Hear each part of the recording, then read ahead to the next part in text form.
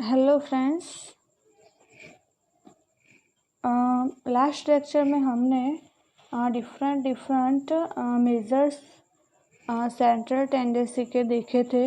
उसमें first major था mean, और मीन में भी फर्स्ट टाइप का मेजर था एरिथमेटिक मीन।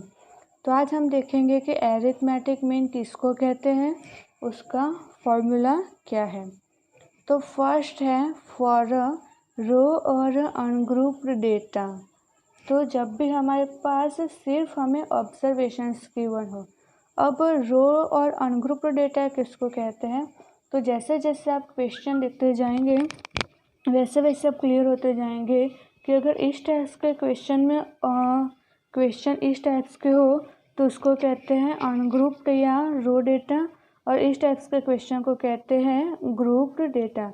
तो फर्स्ट आप सिर्फ फॉर्मूलाज देख ले कि जब भी आपके पास रो या अनग्रुप्ड डेटा गिवन हो क्वेश्चन में किस टाइप्स के फॉर्म में होगा। Suppose x1, x2, xn are the and observation in the data, then arithmetic mean is first mean is denoted by x bar। x के ऊपर लाइन, ये फ्रेंड्स किसका सिंबल है, मीन का।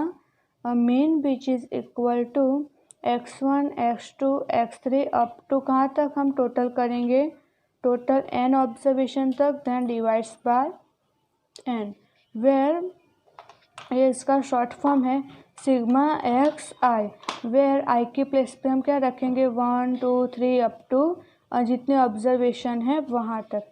वेयर एक्स आई क्या डिनोट करता है, sum of all observations.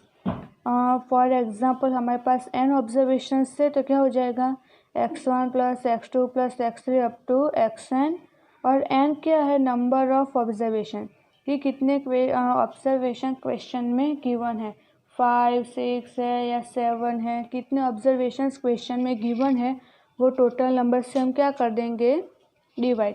Friends second type से for grouped data. Grouped data में भी 2 टाइप्स के डेटा होते हैं। फॉर डिस्ट्रिक्ट फ्रीक्वेंसी डिस्ट्रीब्यूशन, उसमें क्या होगा ऑब्जर्वेशंस तो हो गई हमारे पास, उसके साथ हमें दे दी होगी frequency. Suppose x1, x2 up to xn are the observations in the given data with frequencies f1, f2 up to fn respectively। और जितने ऑब्जर्वेशंस हो गए उतने ही फ्रीक्वेंसी होगी। अगर 5 ऑब्जर्वेशन है क्वेश्चन में तो उसके अगेंस्ट 5 फ्रीक्वेंसी हमें क्वेश्चन में ही दी हुई होगी। अगर 10 ऑब्जर्वेशंस है तो कितनी फ्रीक्वेंसी होगी 10।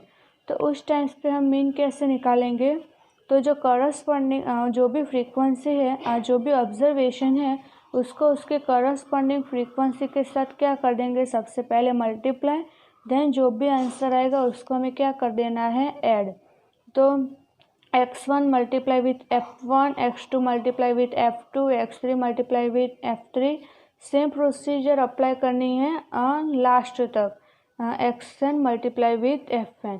फिर उसका जो आंसर आता है वो हर एक को हमें क्या कर देना है add, then divides by only total of frequency f1, f2, f3 plus fn। अब फ्रेंड्स यहाँ पे ध्यान से देखना, हमने यहाँ पे टोटल किया है फ्रीक्वेंसी का, नॉट ऑब्जर्वेशन का। सो अगर हम शॉर्ट फॉर्म में लिखते हैं तो क्या हो जाएगा, which is equal to summation f i x i divides by summation f i, where i is replace by 1, 2, 3 up to n तक।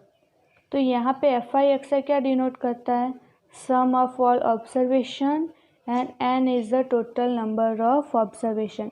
अब फ्रेंड्स ये फॉर्मूला है मीन का sigma f i x i upon n तो हम क्या ले रहे हैं f1, f2, f3 up to fn तक, that means total of frequency. और ये किसके लिए यूज़ होता है, for a discrete frequency distribution. उसके बाद थर्ड टाइप्स आता है for a continuous frequency distribution. उस टाइप्स के क्वेश्चन में फ्रेंड्स क्या होगा, आप लोगों को क्लास दिए होंगे 0 to 10, 11 to 20, 21 to 30, या फिर 5 से 15, 15 से 25, 25 से 35, ऐसे क्लास लेंथ में आप लोगों को ऑब्जर्वेशन दिए होंगे और साथ में फ्रीक्वेंसी दी होगी। तो उस टाइम पे हम मीन दो मेथड से निकाल सकते हैं। फर्स्ट मीन जो हमने प्रीवियस देखा वही फार्मूला है, sigma fi(xi) upon n, and another one is x bar which is equal to a plus sigma f divided by n into c, where our a is assumed mean। ए का हम कब use करेंगे, तो जब हमारे पास question में जो भी ऑब्जर्वेशन है वो बहुत लार्ज अमाउंट में, जैसे 100 to 200, 200 to 300, ऐसे 100 या 1000 से वैल्यू अगर दी हुई होती है तो उसको स्मॉल बनाने के लिए हम यहाँ पे जो डी अप्लाई करते हैं उसमें ए का यूज़ होता है। इस मेथड का यूज़ रेयर केस में होता है, ऑब्जर्वेशन को जब छोटा बनाना हो तब।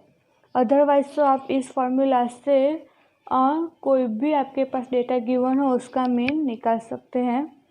तो यहाँ पे ए है एज्यूम्ड मीन, सी कॉमन फैक्टर, और जो भी क्लास लेंथ है वो है हमारी यहाँ पे क्या निकल जाएगा एज अ कॉमन फैक्टर।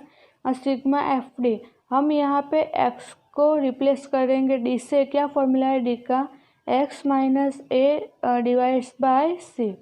तो यहाँ पे एक्स को हमने रिप्लेस किया डी से, तो सिग्मा एफ डी क्या हो जाएगा f1 d1 f2 d2 up to fn dn।